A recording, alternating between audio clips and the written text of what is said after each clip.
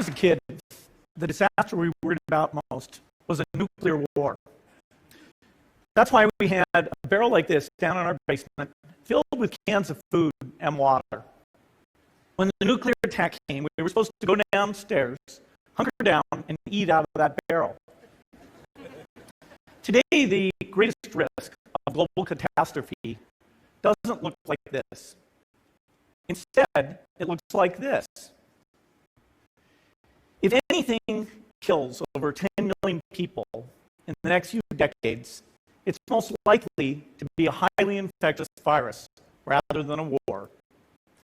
Not missiles, but microbes. Now, part of the reason for this is that we've invested a huge amount in nuclear deterrence. But we've actually invested very little in a system to stop an epidemic. We're not ready for the next epidemic. Let's look at Ebola. I'm sure all of you read about it in the newspaper. Lots of tough challenges. I followed it carefully through the case analysis tools we use to track polio eradication.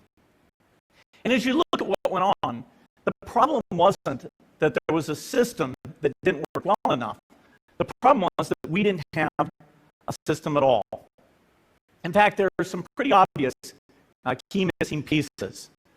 We didn't have a group of epidemiologists ready to go who would have gone, seen what the disease was, see how far it had spread.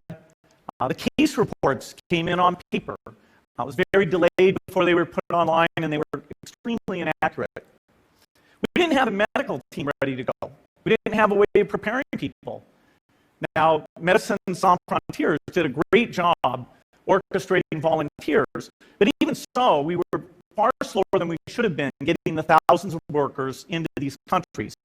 And a large epidemic would require us to have hundreds of thousands of workers. There was no one there to look at treatment approaches, no one to look at the diagnostics, no one to figure out what tools should be used. As an example, we could have taken the blood of survivors, processed it, and put that plasma back into people to protect them. But that was never tried. So there was a lot that was missing, and these things are really a global failure.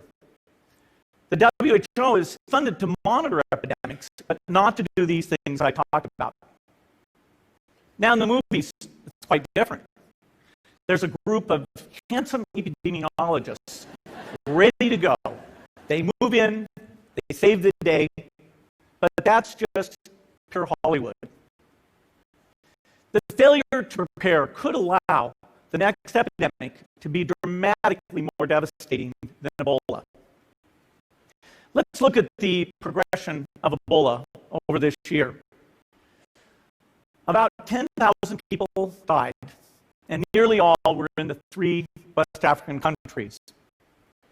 There are 3 reasons why it didn't spread more. The first is there was a lot of heroic work by the health workers. They found the people and they prevented more infections. The second is the nature of the virus. Ebola does not spread through the air.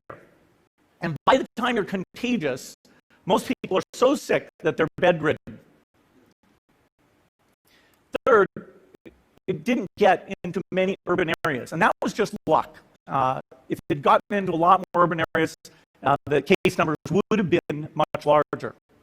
So next time we might not be so lucky.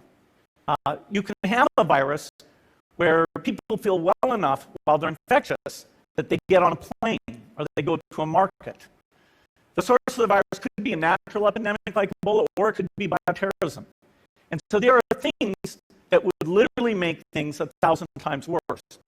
In fact, let's look at a model of a virus spread through the air like the Spanish flu back in 1918. So here's what would happen. It would spread throughout the world very, very quickly. And you can see there's over 30 million people die from that epidemic. So this is a serious problem. We should be concerned. But in fact, we can build a really good response system. We have the benefits of all the science and technology that we talk about here. We've got cell phones to get information from the public and get information out to them.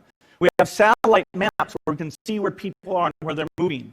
We have advances in biology that should dramatically change the turnaround time to look at a pathogen and be able to make drugs and vaccines that fit for that pathogen.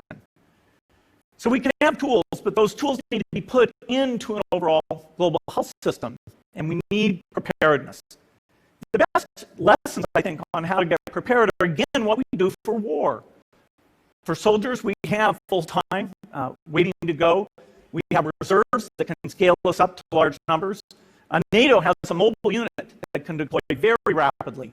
NATO does a lot of war games to check, are people well trained? Do they understand about fuel and logistics and the same radio frequency? So they are absolutely ready to go. So those are the kinds of things we need to deal with an epidemic. What are the key pieces? First is we need strong health systems in poor countries. That's where mothers can give birth safely, kids can get all their vaccines, but also where we'll see the outbreak very early on. We need a medical reserve corps. Lots of people who've got the training and background who are ready to go with the expertise. And then we need to pair those medical people with the military, taking advantage of the military's ability to move fast, do logistics, and secure areas. We need to do simulations, germ games, not war games, so that we see where the holes are. The last time a germ game was done in the United States was back in 2001, and it didn't go so well. So far, the score is germs 1, people 0. Finally, we need lots of advanced R&D in areas of vaccines and diagnostics. There are some big breakthroughs, like the adeno-associated virus, that could work very, very quickly. Now, I don't have an exact budget for what this would cost, but I'm quite sure it's very modest compared to the potential harm.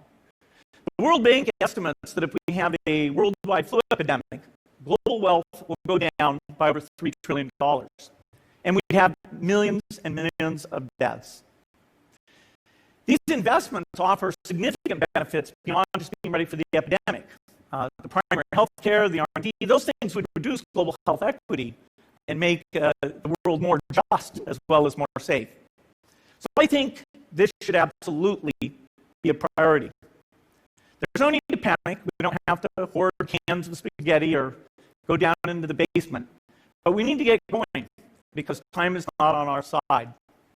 In fact, if there's one positive thing that can come out of the Ebola epidemic, it's that it can serve as an early warning, a wake-up call to get ready. If we start now, we can be ready for the next epidemic. Thank you.